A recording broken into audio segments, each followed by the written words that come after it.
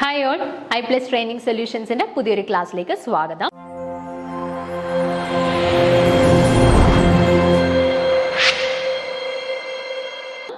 അപ്പം നമ്മൾ പോളിമേഴ്സ് എന്ന് പറഞ്ഞ പോർഷനാണ് ഇന്ന് ഡിസ്കസ് ചെയ്യാനായിട്ട് പോകുന്നത്. ആദ്യത്തെ കുറച്ച് പോർഷൻസ് നമ്മൾ ഓൾറെഡി കംപ്ലീറ്റ് ചെയ്തിരുന്നു. ഇനി നമ്മുടെ സിലബസിൽ അടുത്ത് പറയുന്ന പോർഷൻ എന്ന് പറയുന്നത് physical and chemical properties of polymers ആണ്. ഓക്കെ, അപ്പോൾ ഫസ്റ്റ് നമുക്ക് physical properties of A polymer discuss ചെയ്യാം. അപ്പോൾ ഫസ്റ്റ് എന്ന് പറയുന്നത് ടെൻസൈൽ സ്ട്രെങ്ത് ആണ്. നോക്കിക്കേ, a polymer's tensile strength is its ability to stretch without breaking, and this feature of polymers determines their physical strength and durability. അപ്പം tensile strength എന്ന് പറഞ്ഞാൽ എന്താ? നമുക്ക് നോക്കിക്കേ, it is the ability to stretch without breaking. നമുക്ക് പൊട്ടിപ്പോവാതെ അത് എത്ര വലിച്ചു നീട്ടാമോ, സ്ട്രെച്ച് ചെയ്യാൻ സാധിക്കുമോ, ആ ഒരു കരുത്തിനെയാണ് നമ്മൾ ടെൻസൈൽ സ്ട്രെങ്ത് എന്ന് പറയുന്നത്. അതിനെ പൊട്ടാതെ നമുക്ക് എന്തുമാത്രം ശക്തിയിൽ വലിച്ച് അങ്ങോട്ട് നീട്ടാൻ പറ്റും, ആ ഒരു കഴിവിനെയാണ് ടെൻസൈൽ സ്ട്രെങ്ത് എന്ന് പറയുന്നത്. അപ്പോൾ പോളിമേഴ്സിന് ടെൻസൈൽ സ്ട്രെങ്ത് പൊതുവേ ഉണ്ട്. അതായത് നമുക്ക് അതിനെ ബ്രേക്ക് ചെയ്യാണ്ട് കുറച്ചധികം നമുക്ക് അവരെ സ്ട്രെച്ച് ചെയ്യിക്കാനായിട്ടുള്ള ഒരു പോസിബിലിറ്റി ഉണ്ട്. ഓക്കെ, അപ്പോൾ അത് ഒന്നാമത്തെ പോളിമേഴ്സിന്റെ ഫിസിക്കൽ പ്രോപ്പർട്ടി എന്ന് പറയുന്നത് ഈ ടെൻസൈൽ സ്ട്രെങ്ത് ആണ്. അപ്പോൾ this feature of polymers determines their physical strength and durability. അപ്പം പോളിമേഴ്സിന്റെ ഡ്യൂറബിലിറ്റി ആയിക്കോട്ടെ അല്ലെങ്കിൽ അവരുടെ ഫിസിക്കൽ സ്ട്രെങ്ത് ആയിക്കോട്ടെ, അതെല്ലാം ഈ ഒരു ടെൻസൈൽ സ്ട്രെങ്ത്തിനെ ബേസ് ചെയ്തിട്ടാണ് നമ്മൾ ഡിറ്റർമൈൻ ചെയ്യുന്നത്. ഓക്കെ, രണ്ടാമത്തേത് melting point and the boiling point. The polymers have extremely high melting and boiling points. Longer chains means stronger intermolecular forces and thus higher melting and boiling points. അപ്പം പൊതുവെ പോളിമേഴ്സിനെല്ലാം തന്നെ melting point ആയിക്കോട്ടെ boiling point ആയിക്കോട്ടെ അത്യാവശ്യം higher റേഞ്ചിലുള്ള melting പോയിന്റും boiling പോയിന്റ്സുമാണ് അവർ പൊസസ് ചെയ്യുന്നത്. ഇനിയിപ്പോൾ നമ്മൾ പോളിമേഴ്സിൽ തന്നെ ഷോർട്ട് ചെയിൻ പോളിമേഴ്സ് ഉണ്ട്, ലോങ് ചെയിൻ പോളിമേഴ്സ് ഉണ്ട് അല്ലേ. അപ്പോൾ ലോങ് ചെയിൻ പോളിമേഴ്സ് ആകുമ്പോഴത്തേന് അവരുടെ ഇടയിലുള്ള ഇന്റർമോളിക്കുലർ ഫോഴ്സസ് എന്ന് പറയുന്നത് ഭയങ്കര സ്ട്രോങ് ആയിരിക്കും, സ്ട്രോങ് ആയിട്ടുള്ള ഇന്റർമോളിക്കുലർ ഫോഴ്സസ് ആയിരിക്കും ഉള്ളത്. അപ്പോൾ അങ്ങനെയുള്ള ലോങ് ചെയിൻ പോളിമേഴ്സ് എടുക്കുമ്പോഴത്തേന് അവരുടെ ഇടയിലുള്ള ഇന്റർമോളിക്കുലർ ഫോഴ്സസ് എന്ന് പറയുന്നത് ഭയങ്കര സ്ട്രോങ് ആയിരിക്കും. സോ അവരുടെ കേസിൽ അവരുടെ മെൽറ്റിംഗ് പോയിന്റും ബോയിലിംഗ് പോയിന്റും ഒക്കെ കുറച്ചും കൂടെ ഹയർ റേഞ്ചിലായിരിക്കും പ്രസന്റ് ആയിട്ടുള്ളത്. ഓക്കെ, അപ്പം ചെയിൻ ലെങ്ത് കൂടുന്നതിനനുസരിച്ചിട്ട് അല്ലെങ്കിൽ ലോങ്ങർ ചെയിൻസ് ആവുന്നതിനനുസരിച്ചിട്ട് അവരുടെ മെൽറ്റിംഗ് പോയിന്റും ബോയിലിംഗ് പോയിന്റും ഒക്കെ കുറച്ചും കൂടെ ഒന്ന് കൂടും. Then hardness. The hard polymers are resistant to hard substances penetrating them. They are employed in the construction of electronics and can tolerate wear and tear as well as the scratches. അപ്പം hardness അത് പല എല്ലാ പോളിമേഴ്സിൻ്റെയും കാര്യമല്ല, ഒരു particular types of polymers എടുത്താൽ അവർക്ക് ഭയങ്കര hardness നല്ല കൂടുതലായിട്ടുള്ള പോളിമേഴ്സ് ഉണ്ട്. അപ്പോൾ ഹാർഡ്നെസ് ഭയങ്കരമായിട്ട് കൂടുമ്പോഴത്തേന് എൻ്റെ പ്രത്യേകത എന്ന് വെച്ചാൽ മറ്റ് സബ്സ്റ്റൻസ് ഒന്നും പെട്ടെന്ന് പെനിട്രേറ്റ് ചെയ്ത് പോകത്തില്ല ഇതിൻ്റെ അകത്തൂടെ. ഹാർഡ് ആയതുകൊണ്ട് തന്നെ മറ്റ് സബ്സ്റ്റൻസ് ഈസി ആയിട്ട് ഇതിനകത്തൂടെ പെനിട്രേറ്റ് ചെയ്ത് പോകത്തില്ല. അതുകൊണ്ട് തന്നെ നമുക്ക് ഇലക്ട്രോണിക് സബ്സ്റ്റൻസസ് ഒക്കെ ഉണ്ടാക്കാൻ വേണ്ടിയിട്ട് അല്ലെങ്കിൽ നമ്മുടെ കൺസ്ട്രക്ഷൻ പർപ്പസസിന് അങ്ങനെ പല രീതിയിൽ നമുക്ക് ഈ ഒരു ഹാർഡ്നെസ് എന്ന് പറയുന്ന പ്രോപ്പർട്ടി ഉള്ളത് കൊണ്ട് തന്നെ നമുക്ക് പോളിമേഴ്സിനെ യൂട്ടിലൈസ് ചെയ്യാനായിട്ട് പറ്റും കേട്ടോ. മറ്റ് സബ്സ്റ്റൻസിന് പെട്ടെന്നൊന്ന് പെനിട്രേറ്റ് ചെയ്യാൻ പറ്റത്തില്ല. അതുകൊണ്ടാണ് നമ്മൾ കൺസ്ട്രക്ഷൻ അല്ലെങ്കിൽ ഇലക്ട്രോണിക് ഉപകരണങ്ങളുടെ നിർമ്മാണം അങ്ങനെ പല ഏരിയാസിലും നമ്മൾ ഈ പോളിമേഴ്സിനെ യൂസ് ചെയ്യുന്നത്. Then density. Based on the density difference, the polymers are classified as high density polymers and low density polymers. Then density നമുക്ക് കമ്പാരിറ്റീവ്ലി കുറവാണ് അല്ലെങ്കിൽ കൂടുതലാണെന്ന് പറയാൻ പറ്റത്തില്ല. ചില പോളിമേഴ്സ് എടുത്താൽ ഹൈ ഡെൻസിറ്റി ഉള്ള പോളിമേഴ്സ് ഉണ്ട്, ചിലർ ലോ ഡെൻസിറ്റി ഉള്ള പോളിമേഴ്സ് ആണ്. അപ്പോൾ പോളിമേഴ്സിനെ നമുക്ക് ഡെൻസിറ്റിയുടെ ബേസിസിൽ രണ്ടായിട്ട് ക്ലാസിഫൈ ചെയ്യാം. ലോ ഡെൻസിറ്റി പോളിമേഴ്സും ഉണ്ട്, ഹൈ ഡെൻസിറ്റി പോളിമേഴ്സും ഉണ്ട് കേട്ടോ. ഇനി അടുത്ത ഫീച്ചറാണ് ഹീറ്റ് കപ്പാസിറ്റി അല്ലെങ്കിൽ ഹീറ്റ് കണ്ടക്ടിവിറ്റി. നോക്കിക്കേ, this determines how effective A polymer is A heat insulator. A polymer's heat conductivity is determined by the stiffness of the molecules. ഇനി പോളിമേഴ്സിന് പൊതുവെ ഹീറ്റ് കണ്ടക്ടിങ് പ്രോപ്പർട്ടി കാണിക്കുന്ന പോളിമേഴ്സ് ഉണ്ട്, ഹീറ്റ് കണ്ടക്ടിങ് പ്രോപ്പർട്ടീസ് കാണിക്കുന്ന polymers ഉണ്ട്. അപ്പോൾ അതുകൊണ്ട് തന്നെ നമുക്ക് ഹീറ്റ് കണ്ടക്ടിവിറ്റിയുടെ ആവശ്യം വരുന്ന പല കേസസിലും നമുക്ക് നോർമൽ മെറ്റൽസിനെയൊക്കെ റീപ്ലേസ് ചെയ്തിട്ട് പോളിമേഴ്സിനെ യൂസ് ചെയ്യാൻ പറ്റും. അപ്പോൾ നോക്കിക്കേ, ഇത് polymers heat conductivity is determined by the stiffness of the molecules. മോളിക്യൂൾസിന്റെ സ്റ്റിഫ്നെസ്സിനെ ബേസ് ചെയ്ത് അല്ലെങ്കിൽ ആ ഒരു പോളിമറിന്റെ സ്റ്റിഫ്നെസ്സിനെ ബേസ് ചെയ്തിരിക്കും അതിന്റെ കണ്ടക്ടിവിറ്റി എന്ന് പറയുന്നത്, ഹീറ്റ് കണ്ടക്ടിവിറ്റി എന്ന് പറയുന്നത്. ഇനി thermal expansion. This property determines how much a polymer expand or shrink when exposed to heat or cold.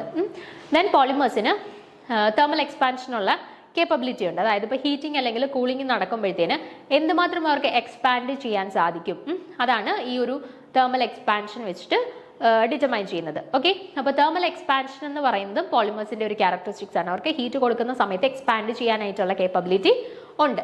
Okay, ഇനി crystallinity. Because the polymers with less crystallinity are brittle, they are more useful. The sort of organization of the polymeric chains determines this feature. ഇനി അടുത്ത പോളിമേഴ്സിന്റെ ഒരു physical property ആണ് എന്ത്? ക്രിസ്റ്റലിനിറ്റി. ക്രിസ്റ്റലിനിറ്റി നമുക്ക് detail ആയിട്ട് പഠിക്കാനുണ്ട്, നമുക്ക് നോക്കാം കുറച്ചുകൂടെ മുന്നോട്ട് പോകുമ്പോൾ. Because the polymers with less crystallinity are brittle and they are more useful. Crystallinity പൊതുവെ വളരെ കുറവുള്ള പോളിമേഴ്സ് ആണ് കൂടുതൽ ബ്രിട്ടിൽ ആയിട്ടുള്ളത്. അതുപോലെ തന്നെ ക്രിസ്റ്റലിനിറ്റി കുറവുള്ള polymers ആണ് നമുക്ക് കൂടുതൽ യൂസ്ഫുൾ ആയിട്ടുള്ളത്. Okay, then elasticity. The polymers with weak intermolecular linkages stretch more and more easily.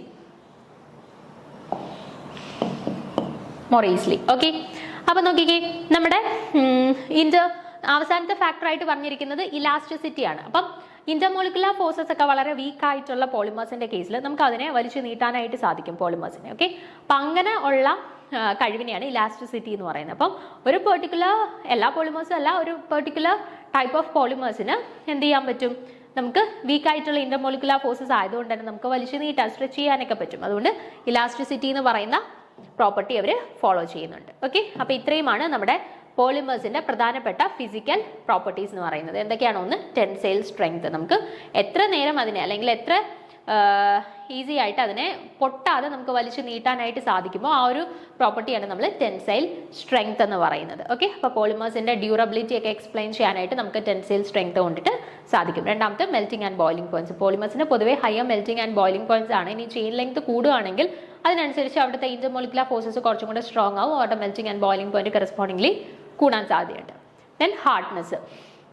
Polymers പൊതുവെ എന്താ ഹാർഡായിട്ടുള്ള, എല്ലാ പോളിമേഴ്സും അല്ല, ഒട്ടുമിക്ക കുറേ പോളിമേഴ്സ് ഭയങ്കര ഹാർഡാണ്. അതുകൊണ്ട് തന്നെ ഹാർഡ് ആയിട്ടുള്ള സബ്സ്റ്റൻസ് ഒന്നും അതിനകത്ത് പെൻട്രേറ്റ് ചെയ്യത്തില്ല, ഈസിലി പെൻട്രേറ്റ് ചെയ്തില്ല. അതുകൊണ്ട് നമുക്ക് കൺസ്ട്രക്ഷൻ പർപ്പസിനായിക്കോട്ടെ, അല്ലെങ്കിൽ ഇലക്ട്രോണിക് ഡിവൈസസ് ഒക്കെ ഉണ്ടാക്കാനായിക്കോട്ടെ, അതിനെല്ലാം നമുക്ക് പോളിമേഴ്സിനെ യൂസ് ചെയ്യാനായിട്ട് പറ്റും. Then density. ഡെൻസിറ്റി നമുക്ക് കൃത്യമായിട്ട് ലോ ഡെൻസിറ്റി ആണ്, ഹൈ ഡെൻസിറ്റി ആണെന്ന് പറയാൻ പറ്റത്തില്ല. ലോ ഡെൻസിറ്റി പോളിമേഴ്സും ഉണ്ട്, ഹൈ ഡെൻസിറ്റി പോളിമേഴ്സും ഉണ്ട്. Then heat capacity or heat conductivity. ഹീറ്റിനെ കണ്ടക്ട് ചെയ്യാനായിട്ടുള്ള കേപ്പബിലിറ്റി ആർക്കുണ്ട്? പോളിമേഴ്സിനുണ്ട്. സോ ഹീറ്റ് കണ്ടക്ടിങ് നേച്ചർ ആവശ്യമായിട്ടുള്ളിടത്ത് നമുക്ക് നോർമൽ മെറ്റൽസിനെയോ മറ്റതിനെയൊക്കെ റീപ്ലേസ് ചെയ്തിട്ട് നമുക്ക് പോളിമേഴ്സിനെ യൂസ് ചെയ്യാനായിട്ട് പറ്റും. Okay, then thermal expansion. നമ്മൾ ഹീറ്റ് കൊടുക്കുമ്പോഴത്തേന് എക്സ്പാൻഡ് ചെയ്യാനായിട്ടുള്ള കേപ്പബിലിറ്റി, തെർമൽ എക്സ്പാൻഷൻ കേപ്പബിലിറ്റി ആർക്കുണ്ട്? പോളിമേഴ്സിനുണ്ട്. Then crystallinity. ക്രിസ്റ്റലിനിറ്റി പോളിമേഴ്സിന്, എല്ലാ പോളിമേഴ്സും അല്ല, ഒരുവിധം അല്ലെങ്കിൽ കുറച്ച് റേഞ്ച് ഓഫ് പോളിമേഴ്സ് കാണിക്കുന്ന ഒരു പ്രോപ്പർട്ടിയാണ് ക്രിസ്റ്റലിനിറ്റി. അപ്പോൾ ക്രിസ്റ്റലിനിറ്റി കുറവാണെന്നുണ്ടെങ്കിൽ പോളിമേഴ്സ് കൂടുതൽ ബ്രിറ്റിൽ ആയിരിക്കും, അതായിരിക്കും കൂടുതൽ യൂസ്ഫുൾ ആയിട്ടുള്ള പോളിമേഴ്സ് എന്ന് പറയുന്നത്. Then elasticity. ഇലാസ്റ്റിസിറ്റി എന്ന് പറയുന്നത് എന്താണ്? പോളിമേഴ്സിനകത്ത് ഇന്റർമോളിക്കുലർ ഫോഴ്സസ് ഭയങ്കര വീക്ക് ആണെന്നുണ്ടെങ്കിൽ നമുക്ക് അതിനെ സ്ട്രെച്ച് ചെയ്ത് വലിച്ചു നീട്ടാനൊക്കെ പറ്റും. അപ്പം അത്തരത്തിലുള്ള പ്രോപ്പർട്ടിയാണ് നമ്മൾ ഇലാസ്റ്റിസിറ്റി എന്ന് പറയുന്നത്. അപ്പോൾ ഇലാസ്റ്റിസിറ്റി പോളിമേഴ്സിന്റെ ഒരു പ്രോപ്പർട്ടിയാണ്. ഇനി അടുത്ത് നമുക്ക് ഡിസ്കസ് ചെയ്യാനുള്ളത് കെമിക്കൽ പ്രോപ്പർട്ടീസ് ഓഫ് പോളിമേഴ്സ് ആണ്. പോളിമേഴ്സിന്റെ പ്രധാനപ്പെട്ട കെമിക്കൽ പ്രോപ്പർട്ടീസ് എന്തൊക്കെയാണ് എന്നുള്ളത്.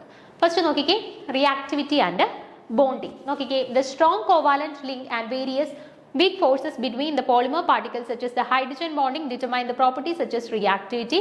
The polymers are chemically robust in general due to low reactivity. ഇനി റിയാക്ടിവിറ്റി ആൻഡ് ബോണ്ടിങ്. പോളിമേഴ്സിന്റെ റിയാക്ടിവിറ്റിയും ബോണ്ടിങ്ങും ഏത് രീതിയിലാണ് ബന്ധപ്പെട്ടിരിക്കുന്നതെന്നാണ് പറഞ്ഞിരിക്കുന്നത്. അപ്പോൾ പോളിമേഴ്സിനകത്തെല്ലാം പൊതുവെ കോവാലന്റ് ലിങ്കേജ് ആണ് കൂടുതലായിട്ടും വരുന്നത്. അതുകൂടാണ്ട് ഹൈഡ്രജൻ ബോണ്ടിങ് പോലെയുള്ള പല വീക്ക് ഇന്റർമോളിക്കുലർ ഫോഴ്സസ് നമ്മുടെ പോളിമേഴ്സിന്റെ കേസിൽ വന്നിട്ടുണ്ട്. അതാണ് നമ്മുടെ ബോണ്ടിങ്ങുമായിട്ട് റിലേറ്റ് ചെയ്തിട്ട് അറിഞ്ഞിരിക്കേണ്ട കാര്യം. ദെൻ റിയാക്ടിവിറ്റി എന്ന് പറയുന്നത് ജനറലി ലോ റിയാക്റ്റീവ് ആണ് കേട്ടോ. പോളിമേഴ്സ് ഒക്കെ ഭയങ്കര അല്ലെ ഹൈലി റിയാക്റ്റീവ് ആയിട്ടുള്ളവരല്ല, ലോ റിയാക്ടിവിറ്റി ഫോളോ ചെയ്യുന്നവരാണ് നമ്മുടെ പോളിമേഴ്സ് ഒക്കെ. ഓക്കെ, അതാണ് റിയാക്ടിവിറ്റിയും ബോണ്ടിങ്ങുമായിട്ട് റിലേറ്റ് ചെയ്തിട്ട് അറിഞ്ഞിരിക്കേണ്ടത്. Then interaction between the reactive groups. നോക്കിക്കേ, the dipole of the monomers determine the intermolecular pressure between them. The hydrogen bond is formed by the carbonyl group located on the side chains of the monomers. അപ്പം നോക്കിക്കേ, ഇപ്പം ചില polymers ഒക്കെ നമ്മൾ consider ചെയ്യുമ്പോഴത്തേന് പോളിമേഴ്സിന്റെ എൻഡിൽ reactive ആയിട്ടുള്ള ഗ്രൂപ്പുകളൊക്കെ വരും. ചിലപ്പോൾ അമൈഡ് അല്ലെങ്കിൽ കാർബോക്സിൽ ഗ്രൂപ്പ്, അങ്ങനെ ഹൈലി റിയാക്റ്റീവ് ആയിട്ടുള്ള ഗ്രൂപ്പുകളൊക്കെ വരത്തില്ലേ. അപ്പോൾ ഈ റിയാക്റ്റീവ് ഗ്രൂപ്പുകളുടെ ഇടയിൽ ഇന്ററാക്ഷൻസ് സംഭവിക്കും. അതായത് ഇപ്പോൾ ഹൈഡ്രജൻസ് ഉണ്ടെങ്കിൽ തൊട്ടടുത്ത ഹൈഡ്രജനുമായിട്ട് ചേർന്ന് ഹൈഡ്രജൻ ബോണ്ടിങ്ങിൽ ഇൻവോൾവ് ചെയ്യാം. അങ്ങനെ ഈ നമ്മുടെ പോളിമേഴ്സിന്റെ സൈഡിലായിട്ടൊക്കെ റിയാക്റ്റീവ് ആയിട്ടുള്ള ഗ്രൂപ്പുകളൊക്കെ ഉണ്ടെന്നുണ്ടെങ്കിൽ ആ റിയാക്റ്റീവ് ഗ്രൂപ്പുമായിട്ടുള്ള ഇന്ററാക്ഷൻസ് പോളിമേഴ്സ് പോസസ് ചെയ്യാറുണ്ട്. ഓക്കെ, അപ്പോൾ അതാണ് അടുത്ത കെമിക്കൽ പ്രോപ്പർട്ടി ആയിട്ട് പറയുന്നത്, interaction between the reactive groups. Then in the case of the paints, the addition of the polymers on the surface, their interaction with the coating and the external environment all have the impact on their quality. അതായത് നമ്മുടെ paint ഒക്കെ എടുക്കുക, അതിനകത്തൊക്കെ polymers ധാരാളം അടങ്ങിയിട്ടുണ്ട്. അപ്പൊ അങ്ങനെയുള്ള പെയിന്റുകളൊക്കെ നമ്മൾ കൺസിഡർ ചെയ്യുകയാണെങ്കിൽ the adhesion of the polymers on the surface, their interaction with the coating and the external environment all have impact on the quality. അപ്പൊ അങ്ങനെയുള്ള പോളിമേഴ്സിനെയൊക്കെ നമ്മൾ കൺസിഡർ ചെയ്യുകയാണെന്നുണ്ടെങ്കിൽ ഇപ്പം അവരുടെ സർഫസുമായിട്ടുള്ള അഡിഷൻ നേച്ചർ, അതുപോലെ തന്നെ എക്സ്റ്റേണൽ എൻവയോൺമെന്റുമായിട്ടുള്ള ഇൻഫ്ലുവൻസ്, അങ്ങനെ പല ഫാക്ടേഴ്സ് എടുക്കുകയാണെന്നുണ്ടെങ്കിൽ അതെല്ലാം ആ ഒരു പദാർത്ഥത്തിന്റെ ക്വാളിറ്റിയെ ഡിറ്റർമൈൻ ചെയ്യുന്നുണ്ട്. ഓക്കെ, അപ്പം നമ്മുടെ ഒരു പോളിമർ മിക്സ്ഡ് ആയിട്ടുള്ള എന്തെങ്കിലും ഒരു പെർട്ടിക്കുലർ കമ്പോണന്റ് അല്ലെങ്കിൽ പെർട്ടിക്കുലർ മെറ്റീരിയൽ നമ്മൾ കൺസിഡർ ചെയ്യുകയാണെന്നുണ്ടെങ്കിൽ അതിനകത്ത് ആ പോളിമറിന്റെ സ്വഭാവത്തിനെ ആസ്പദമാക്കിയിട്ടായിരിക്കും, അല്ലെങ്കിൽ ആ പോളിമേഴ്സ് ഏത് രീതിയിൽ ബിഹേവ് ചെയ്യുന്നു എന്നതിനെ ആസ്പദമാക്കിയിട്ടായിരിക്കും അതിന്റെ ക്വാളിറ്റിയൊക്കെ യൂഷ്വലി ഡിറ്റർമൈൻ ചെയ്യുക. അപ്പോൾ പെയിന്റിന്റെ കേസിൽ അവിടുത്തെ പോളിമേഴ്സ്, അതിൽ നമ്മൾ യൂസ് ചെയ്തിരിക്കുന്ന പോളിമേഴ്സിന്റെ പ്രോപ്പർട്ടി, അതിന് എങ്ങനെ ഇന്ററാക്ട് ചെയ്യുന്നു, അല്ലെങ്കിൽ അതിന്റെ അഡിഷൻ നേച്ചർ എങ്ങനെയാണ്, അങ്ങനത്തെ പല ക്യാരക്ടറിസ്റ്റിക്സിനെയും ഡിപ്പെൻഡ് ചെയ്തിട്ടായിരിക്കും ആ ഒരു പെയിന്റിന്റെ ക്വാളിറ്റി വരുന്നത്. ഓക്കെ, ഇനി biodegradability. The polymers can be decomposed by the decomposes. The biodegradable polymers such as rubber are biodegradable, but synthetic polymers are not. ഇപ്പോൾ ബയോഡിഗ്രേഡബിലിറ്റി മീൻസ് നമുക്ക് ബാക്ടീരിയാസിന്റെ അല്ലെന്നുണ്ടെങ്കിൽ ഡീകമ്പോസസിന്റെ ആക്ഷൻ കാരണം ഡീഗ്രേഡ് ചെയ്യാൻ പറ്റുന്ന പദാർത്ഥങ്ങളെയാണ് ബയോഡിഗ്രേഡബിൾ എന്ന് പറയുന്നത്. എന്നാൽ നാച്ചുറൽ മെത്തേഡ്സ് വഴി നമുക്ക് ഡീഗ്രേഡ് ചെയ്ത് പോവാത്തവരെയാണ് നോൺ ബയോഡിഗ്രേഡബിൾ എന്ന് പറയുന്നത്. അപ്പോൾ പോളിമേഴ്സ് ബയോഡിഗ്രേഡബിൾ നേച്ചർ കാണിക്കുന്നുണ്ട്. പോളിമേഴ്സ് തന്നെ നമുക്കറിയാം, നാച്ചുറൽ പോളിമേഴ്സ് ഉണ്ട്, അല്ലെങ്കിൽ ബയോഡിഗ്രേഡബിൾ പോളിമേഴ്സ് ഉണ്ട്, അതുപോലെ തന്നെ സിന്തറ്റിക് പോളിമേഴ്സ് ഉണ്ട്. അപ്പോൾ സിന്തറ്റിക് പോളിമേഴ്സ് ഒക്കെ പൊതുവെ ബയോഡിഗ്രേഡബിൾ അല്ല, അതിനെ ഡികമ്പോസ് ചെയ്ത് മണ്ണിൽ അലിയിച്ച് ചേർക്കുന്നില്ല. എന്നാൽ നാച്ചുറൽ പോളിമേഴ്സ് ആയിട്ടുള്ള റബ്ബർ പോലെയുള്ളതൊക്കെ ആണെന്നുണ്ടെങ്കിൽ അത് ഡീകമ്പോസസിന്റെ ആക്ഷൻ കാരണം ഡിഗ്രേഡബിൾ ആയി പൊക്കോളും. അപ്പം അത്തരത്തിലുള്ളവരെയാണ് പോളിമേഴ്സിനെയാണ് നമ്മൾ ബയോഡിഗ്രേഡബിൾ പോളിമേഴ്സ് എന്ന് പറയുന്നത് കേട്ടോ. അപ്പോൾ ബയോഡിഗ്രേഡബിലിറ്റി ഒരു ഇവരുടെ കെമിക്കൽ പ്രോപ്പർട്ടിയാണ് കേട്ടോ, പോളിമേഴ്സിന്റെ ഒരു കെമിക്കൽ പ്രോപ്പർട്ടിയാണ്. ഇനി നമുക്ക് ഈ ഒരു പോളിമേഴ്സുമായിട്ട് റിലേറ്റ് ചെയ്തിട്ട് വളരെ ഇമ്പോർട്ടൻ്റ് ആയിട്ടുള്ള ഒരു ഏരിയയാണ് molecular weight distribution of polymers എന്ന് പറയുന്നത്. നമ്മുടെ പ്രോബ്ലംസ് ഒക്കെ ഈ ഒരു പോളിമേഴ്സിൽ നിന്നും പ്രോബ്ലംസ് ഒക്കെ കൂടുതൽ വരുന്ന ഒരു ഏരിയയാണ് ഈ ഒരു molecular weight distribution of polymers എന്ന് പറയുന്നത് കേട്ടോ. അപ്പം നമുക്ക് മോളിക്കുലാർ വെയിറ്റ് ഡിസ്ട്രിബ്യൂഷനകത്ത് നമ്പർ ആവറേജ് മോളിക്കുലാർ മാസും അതുപോലെ തന്നെ വെയിറ്റ് ആവറേജ് മോളിക്കുലാർ മാസുമാണ് നമുക്ക് കൂടുതലും പ്രോബ്ലംസ് കണ്ടുവരുന്നത് കേട്ടോ. അപ്പം അത് രണ്ടുമാണ് നമ്മൾ ഹൈലൈറ്റ് ചെയ്ത് പഠിക്കുന്നത്. Then Z average molecular mass ഒക്കെ ഉണ്ട്, പക്ഷെ അതുമായിട്ടൊന്നും റിലേറ്റ് ചെയ്തിട്ട് കൂടുതൽ ക്വസ്റ്റ്യൻസ് അങ്ങനെ കണ്ടുവരാറില്ല. ഈ നമ്പർ ആവറേജ് മോളിക്കുലാർ മാസുമായിട്ട് ബന്ധപ്പെട്ടാണ് കൂടുതലും ക്വസ്റ്റ്യൻസ് വരിക.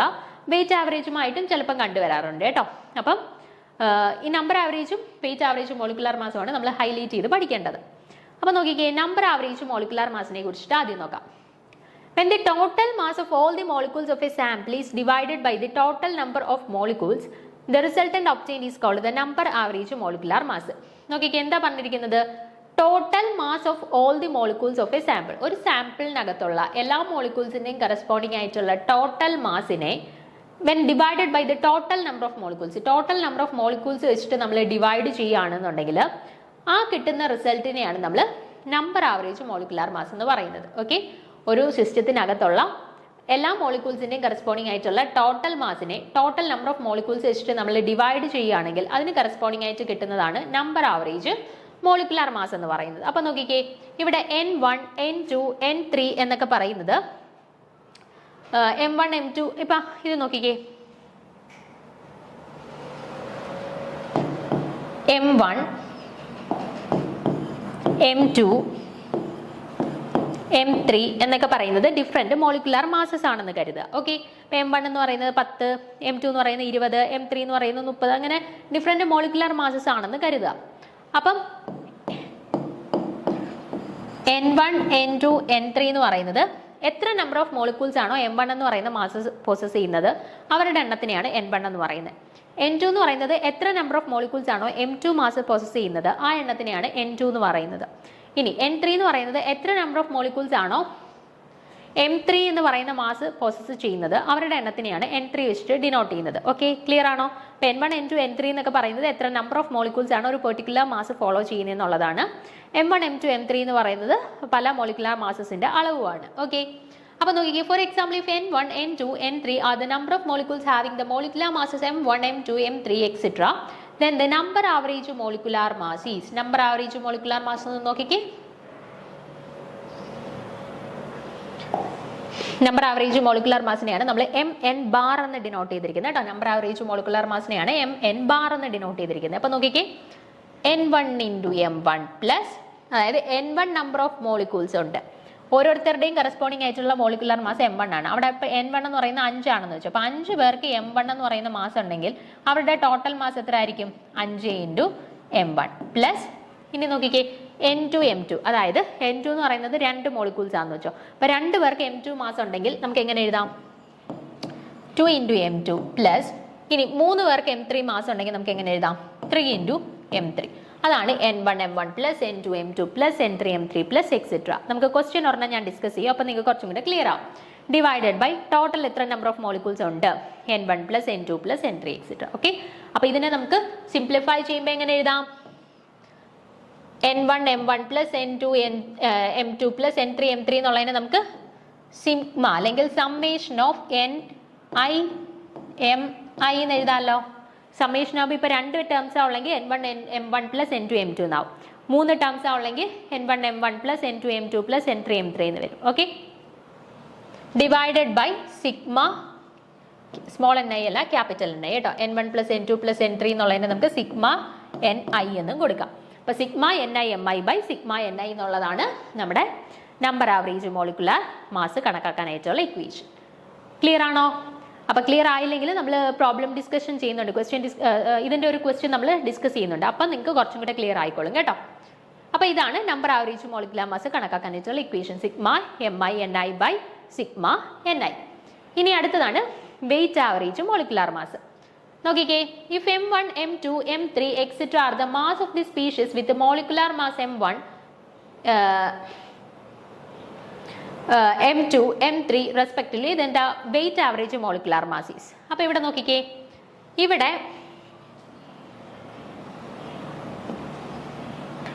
ഫസ്റ്റ് സെക്കൻഡ് തേർഡ് മോളിക്യൂൾസ് ഉണ്ടെന്ന് കരുതുക. 1 2 3 മോളിക്യൂൾസ് ഉണ്ടെന്ന് കരുതുക.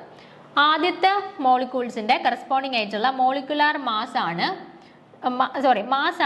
M1, രണ്ടാമത്തെ ആളുടെ മാസ് ആണ് M2, മൂന്നാമത്തെ ആളുടെ മാസ് ആണ് M3 എന്ന് കരുതുക. ഓക്കെ, ഓരോരുത്തരുടെ 1 2 3 എന്ന് സ്പെസിഫൈ ചെയ്തിരിക്കുന്ന ഓരോ സ്പീഷീസിന്റെയും കറസ്പോണ്ടിങ് ആയിട്ടുള്ള മാസാണ്. ഫസ്റ്റ് സ്പീഷീസിന്റെ മാസ് M1, സെക്കൻഡ് സ്പീഷീസിന്റെ M2, തേർഡ് സ്പീഷീസിന്റെ M3 ആണ്. ഓക്കെ, അങ്ങനെയാണെന്നുണ്ടെങ്കിൽ അവരുടെ മോളിക്കുലാർ മാസ് എന്ന് പറയുന്നത് M1ന്റെ കറസ്പോണ്ടിങ് മോളിക്കുലാർ മാസ് M1, M2ന്റെ കറസ്പോണ്ടിങ് മോളിക്കുലാർ മാസ് M2, M3യുടെ കറസ്പോണ്ടിങ് മോളിക്കുലാർ മാസ് M3യുമാണ് എന്നുണ്ടെങ്കിൽ നമ്മൾ വെയിറ്റ് ആവറേജ് മോളിക്കുലാർ മാസ് കണക്കാക്കാനായിട്ടുള്ള equation M1 M1 plus M2 M2 plus M3 M3 plus etcetera by M1 plus M2 plus etcetera.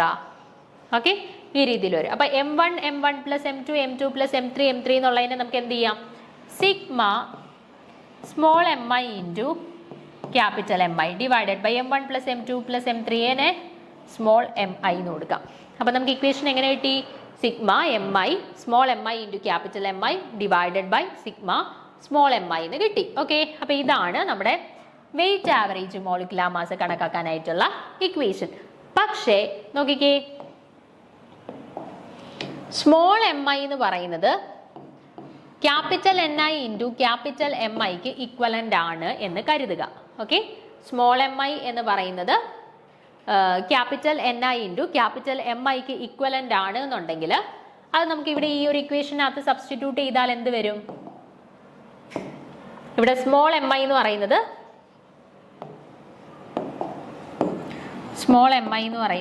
Capital Mi into capital Niക്ക് equivalent ആണ്. Okay, അപ്പോൾ ഇവിടെ M1 into capital M1നകത്ത് small M1ന് വരെ നമുക്ക് എന്ത് കൊടുക്കാം? Capital M1 into capital N1 into പിന്നെന്താ ഉള്ളത്? M1 പ്ലസ് M2ന് വരെ എന്ത് കൊടുക്കാം? Capital M2 into capital N2 into capital M2 plus M3ക്ക് എന്ത് കൊടുക്കാം? ഈ M3ക്ക് N3 ഇൻറ്റു M3 ഇൻറ്റു പിന്നെ ഇവിടെ എന്തുണ്ട്? വീണ്ടും ഒരു M3 ഉണ്ട് അല്ലേ, പ്ലസ് എക്സെട്ര ഡിവൈഡഡ് ബൈ ഇവിടെ M1ന് പകരം M1 N1 പ്ലസ് M2ന് പകരം M2 N2 പ്ലസ് M3ക്ക് പകരം M3 N3 എന്ന് വന്നു. ഓക്കെ, ഇപ്പം M1 N1 plus M1 N1 M1. ഇപ്പം 2 M1 വരുമ്പോൾ M1 into M1 M1 square എന്ന് എഴുതിക്കൂടെ? അപ്പം എന്ത് വരും? ni into n1 into m1 square plus നോക്കിക്കേ m2 into m2 into n2 m2 into m2 എന്താവും? m2 square into n2 plus നോക്കിക്കേ n3 into m3 അപ്പം എന്ത് വരും? m3 square into n3 plus etcetera divided by m1 n1 plus m2 n2 plus m3 n3. അതിനെങ്ങനെ എഴുതാം? അങ്ങനെ തന്നെ എഴുതാം. m1 n1 plus m2 n2 plus m3 n3 plus etcetera. ഇനിയിപ്പോൾ നമ്മൾ സമ്മേഷൻ്റെ രീതിയിൽ എഴുതുമ്പോൾ എങ്ങനെ വരും? നോക്കിക്കേ sigma m1 square ni plus m2 square n2 plus m3 square n3 എന്നല്ലേ വരുന്നത്. അപ്പം നമുക്ക് എങ്ങനെ എഴുതാം? mi സ്ക്വയർ ni എന്ന് എഴുതാം ജനറലായിട്ട്. Divided by sigma m1 n1 plus m2 n2 plus m3 n3 എന്നല്ലേ വരുന്നത്. അപ്പം mi ni. അപ്പം നമ്മുടെ ജനറൽ ഇക്വേഷൻ എങ്ങനെ കിട്ടി? Sigma mi square ni by sigma mi ni എന്ന് കിട്ടി. ഓക്കെ, അപ്പം നമ്മുടെ ഫസ്റ്റ് നമ്പർ ആവറേജ് മോളിക്കുലർ മാസിന്റെ കറസ്പോണ്ടിങ് ആയിട്ടുള്ള ഇക്വേഷൻ നമുക്ക് കിട്ടിയത് sigma mi ni by sigma ni എന്നായിരുന്നു. എന്നാൽ വെയിറ്റ് ആവറേജ് മോളിക്കുലർ മാസിന്റെ കറസ്പോണ്ടിങ് ആയിട്ടുള്ള ഇക്വേഷൻ നമുക്ക് എങ്ങനെയാണ് കിട്ടിയ? സിഗ്മ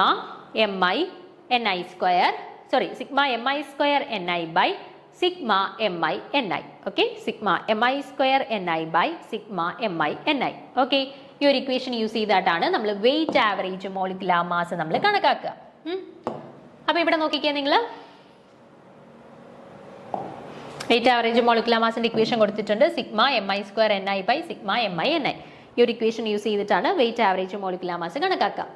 ഇനി നോക്കിക്കേ, ഇതിനെ നമ്മൾ ഗ്രാഫിക്കലി പ്ലോട്ട് ചെയ്തിട്ടുണ്ട്. ലോഗ് മോളിക്കുലർ വെയിറ്റിനെ എക്സ് ആക്സിസിലും വെയിറ്റിനെ നമ്മൾ വെയിറ്റ് ഫ്രാക്ഷനെ നമ്മൾ വൈ ആക്സിസിലും വെച്ചിട്ട് പ്ലോട്ട് ചെയ്തപ്പോഴത്തേന് നമുക്ക് ഈ രീതിയിലുള്ള ഒരു ഗ്രാഫാണ് കിട്ടിയത്.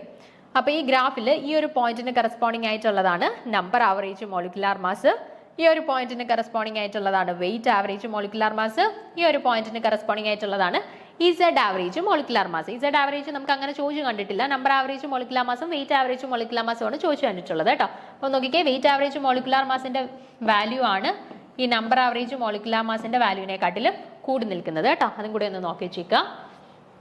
ഇനി നോക്കിക്കേ, ഇത് നമ്മൾ പറഞ്ഞ കാര്യം തന്നെയാണ്, ജസ്റ്റ് ഒന്ന് എടുത്തെഴുതിക്കുന്നതേ ഉള്ളൂ. നമ്പർ ആവറേജ് മോളിക്കുലർ മാസിന്റെ വാല്യൂ എന്താ? Sigma ni mi by sigma ni ആണ്. വെയിറ്റ് ആവറേജ് മോളിക്കുലർ മാസിന്റെ വാല്യൂയോ? Sigma ni mi square by sigma ni mi. Okay, ഇനി ഇസഡ് ആവറേജ് മോളിക്കുലർ മാസിന്റെ വാല്യൂ വരുമ്പോഴത്തേനോ ഇവിടെ എമ്മിനെല്ലാം ഒരു ഇൻറ്റു എമ്മും കൂടെ വരുന്നേ ഉള്ളൂ. അപ്പോൾ ni mi സ്ക്വയർ ആയിരുന്നു. അപ്പോൾ ഒരു എമ്മും കൂടെ വരുമ്പോൾ എന്താവും? mi ക്യൂബ് ആവും അല്ലേ? അപ്പോൾ ni mi ക്യൂബ് ബൈ താഴെയും ഒരു mi വരും. അപ്പോൾ എന്ത് വരും? ni mi എന്നുള്ളത് ni mi സ്ക്വയർ ആവും. ഓക്കെ, അപ്പോൾ sigma ni mi cube by sigma ni mi square എന്നുള്ളതാണ് ഇസഡ് ആവറേജ് മോളിക്കുലർ വെയിറ്റിന്റെ കറസ്പോണ്ടിങ് ആയിട്ടുള്ള ഇക്വേഷൻ വരുന്നത്. ക്ലിയർ ആണോ? അപ്പോൾ നമ്പർ ആവറേജും വെയിറ്റ് ആവറേജ് മോളിക്കുലർ മാസുമാണ് ക്വസ്റ്റ്യൻസ് ചോദിച്ചു കണ്ടിട്ടുള്ളത് കേട്ടോ. അത് രണ്ടുമാണ് വളരെ ഇമ്പോർട്ടൻറ്റ്. ദെൻ ഇസഡ് ആവറേജിന്റെ ഇക്വേഷനും കൂടെ ഒന്ന് അറിഞ്ഞിരിക്കുക. ചിലപ്പോൾ നമുക്ക് കറക്റ്റ് ആയിട്ടുള്ള ഇക്വേഷൻ തിരഞ്ഞെടുക്കാമെന്ന് പറഞ്ഞിട്ട് for z average molecular mass എന്ന് പറഞ്ഞിട്ട് ചിലപ്പോൾ ചോദിക്കാം. അപ്പോൾ ഇക്വേഷൻ ഒന്ന് അറിഞ്ഞിരിക്കുക കേട്ടോ. ഇവിടെ ഒരു ചോദ്യം തന്നിട്ടുണ്ട്.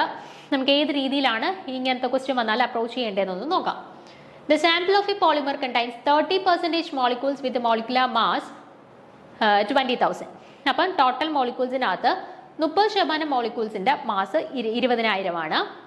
40% മോളിക്യൂൾസിൻ്റെ ടോട്ടൽ മാസ് എന്ന് പറയുന്നത് 30,000 ആണ്. 30% പേരുടെ മോളിക്കുലർ മാസ് എന്ന് പറയുന്നത് 60,000 ആണ്. അങ്ങനെയാണെന്നുണ്ടെങ്കിൽ number average molecular mass of the polymer കണക്കാക്കാനായിട്ടാണ് പറഞ്ഞിരിക്കുന്നത്. നമ്പർ ആവറേജ് കണക്കാക്കാനായിട്ടുള്ള ഇക്വേഷൻ നമുക്കറിയാം. Sigma mi ni by sigma ni. ഈ ഇക്വേഷൻ യൂസ് ചെയ്തിട്ടാണ് നമ്പർ ആവറേജ് മോളിക്കുലർ മാസ് നമ്മൾ യൂഷ്വലി കണക്കാക്കുക. അപ്പോൾ ഇവിടെ ടോട്ടലി എത്ര മാസസ് ഉണ്ട്? 3 മാസസും 3 ഡിഫറെൻറ്റ് നമ്പേഴ്സ് ഓഫ് മോളിക്യൂൾസ് ഉള്ളത്. അപ്പോൾ നമ്മുടെ ഇക്വേഷൻ എങ്ങനെ മാറും? Equal to m1 n1 plus m2 n2 plus m3 n3 divided by n1 plus n2 plus n3. ഈ രീതിയിൽ വരും നമ്മുടെ ഇക്വേഷൻ. ഓക്കെ, ഇനി നോക്കിക്കേ 30% മോളിക്യൂൾസിന്റെ മോളിക്കുലാർ മാസ് 20,000 എന്ന് തന്നിട്ടുണ്ട്. ഓക്കെ, അപ്പോൾ ഫസ്റ്റ് ഉള്ളത് 30%. അപ്പം നമ്മൾ N1 30 എന്നങ്ങ് എടുക്കുന്നു. ടോട്ടൽ 100 മോളിക്യൂൾസ് ഉള്ളതിൽ 30 ആദ്യത്തെ നമ്പർ ഓഫ് മോളിക്യൂൾസ്, 40 രണ്ടാമത്തത്, 30 മൂന്നാമത്തത്. ആ രീതിയിൽ എടുക്കുന്നു. ഓക്കെ, അപ്പോൾ N1 എന്ന് പറയുന്നത് 30 നമ്പർ ഓഫ് മോളിക്യൂൾസ്. അതിന്റെ കറസ്പോണ്ടിങ് മോളിക്കുലാർ മാസ് എത്രയാണെന്ന് തന്നിട്ടുണ്ട്. Into 20,000 plus M2 into N2. രണ്ടാമത്തെ നമ്പർ ഓഫ് മോളിക്യൂൾസ് എത്രയാണ്? 40%. അതായത് 40 എന്ന് എടുക്കുന്നു. ഇൻറ്റു 40% പേരുടെ മോളിക്കുലാർ മാസ് എത്രയാ? 30,000 ആണ്. അപ്പം 40 ഇൻറ്റു 30,000 പ്ലസ് അടുത്ത എത്രയാ? 30% പേരുടെ മോളിക്കുലാർ മാസ് 60,000 ആണ്. അപ്പം 30 into 60,000 divided by total number of molecules. Total number എത്ര? ആദ്യം ഒരു 30, പിന്നെ ഒരു 40, പിന്നെ ഒരു 30. ഓക്കെ, അപ്പോൾ അത് സബ്സ്റ്റിറ്റ്യൂട്ട് ചെയ്യുമ്പോഴത്തേന് എങ്ങനെ വരും? 4, 8, 12, 1, 2, 3, 4, 5 പ്ലസ് 12, 1, 2, 3, 4, 5 പ്ലസ് 6 അല്ലേ? 18, 1, 2, 3, 60,000 അല്ലായിരുന്നു. ഇപ്പോൾ ഒരു 0 ഉണ്ട്. 1, 2, 3, 4, 5 divided by 30 plus 30, 60, 60 plus 40, 100.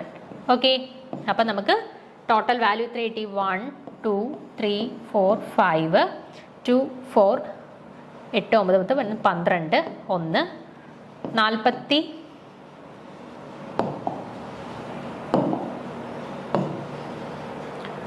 ഇവിടെ നമ്മൾ കൊടുത്തിട്ടുണ്ട്. ഫസ്റ്റ് ആളുടെ നോക്കിക്കേ, നമ്മൾ ചെയ്ത രീതി തന്നെ. N1 എന്ന് പറയുന്നത് 30, അതിന് കറസ്പോണ്ടിങ് ആയിട്ടുള്ള M1 20,000. രണ്ടാമത്തത് N2 എന്ന് പറയുന്നത് 40, കറസ്പോണ്ടിങ് M2 എന്ന് പറയുന്നത് 30,000. 20,000, 30,000. ദെൻ 30% പാർട്ടിക്കിൾസിന് റിമൈനിങ് ആയിട്ട് 60,000. അപ്പോൾ നമ്മുടെ ഇക്വേഷൻ അത് സബ്സ്റ്റിറ്റ്യൂട്ട് ചെയ്തു. 30 into 20,000 plus 40 into 30,000 plus 30 into 60,000. 30, 40, 30 അല്ലേ? 20,000, 30,000, 60,000. കറക്റ്റ് അല്ലേ? 20,000, 30,000, 60,000. അപ്പോൾ ചെയ്ത് കഴിയുമ്പോഴത്തേന് നമുക്ക് ഏകദേശം ഡിവൈഡഡ് ബൈ 30 പ്ലസ് 40 പ്ലസ് 30 എന്ന് കിട്ടും. ചെയ്ത് കഴിയുമ്പോൾ ഏകദേശം നമുക്ക് 36,000 റേഞ്ചിലാണ് ആൻസർ വരുന്നത്. 36,000 റേഞ്ചിലാണ് ആൻസർ വരുന്നത് കേട്ടോ. അപ്പം ഈ രീതിയിലാണ് ക്വസ്റ്റ്യൻ അപ്രോച്ച് ചെയ്യേണ്ടത്. ഇനിയിപ്പം നമുക്ക് ഇവിടുന്ന് വെയിറ്റ് ആവറേജ് മോളിക്കുലാർ മാസ് കണക്കാക്കാനായിട്ടായിരുന്നു ചോദ്യമെങ്കിൽ, ഓക്കെ, ഇതിപ്പോൾ നമ്പർ ആവറേജ് ആയിരുന്നു. ഇനി ഇതേ ചോദ്യത്തിൽ തന്നെ വെയിറ്റ് ആവറേജ് മോളിക്കുലാർ മാസ് കണക്കാക്കാനായിരുന്നു ചോദ്യമെങ്കിൽ എങ്ങനെ ചെയ്തേനെ? നമ്മുടെ ഇക്വേഷൻ എന്തായിരുന്നു? mi² ni എന്നാണ് അല്ലേ? അപ്പം 20,000 into square into 30 plus 30,000 square into 40 plus 60,000 square into 30. Okay, divided by mi അല്ലേ? അപ്പോൾ 20,000 into 30 plus 30,000 into 40 plus 60,000 into 30. Okay, അപ്പോൾ ഈ രീതിയിൽ വേണം നമ്മൾ നമ്പർ ആവറേജും വെയിറ്റ് ആവറേജ് മോളിക്കുലാർ മാസ് ആണ് ചോദിച്ചെങ്കിൽ ചെയ്യേണ്ടത്. ഓക്കെ, അപ്പോൾ ഈ രീതിയിൽ വേണം നമ്പർ ആവറേജ് മോളിക്കുലാർ മാസ് ചോദിച്ചാൽ ചെയ്യേണ്ടത്. ഈ രീതിയിൽ വേണം വെയിറ്റ് ആവറേജ് മോളിക്കുലാർ മാസ് ചോദിച്ചാൽ ചെയ്യേണ്ടത് കേട്ടോ. അപ്പോൾ പ്രോബ്ലംസ് വളരെ ഇമ്പോർട്ടൻ്റ് ആണ്. പോളിമേഴ്സിൽ നിന്നും ഈ ഒരു ഏരിയയിൽ നിന്നുമാണ് കൂടുതൽ പ്രോബ്ലംസ് ചോദിച്ച് കണ്ടുവരുന്നത് കേട്ടോ. ഇനി കുറച്ച് പോർഷൻസും കൂടെ ഉണ്ട്, അത് നമുക്ക് ഡീറ്റെയിൽ ആയിട്ട് അടുത്ത ക്ലാസ്സിൽ നോക്കാം. Okay, thank you.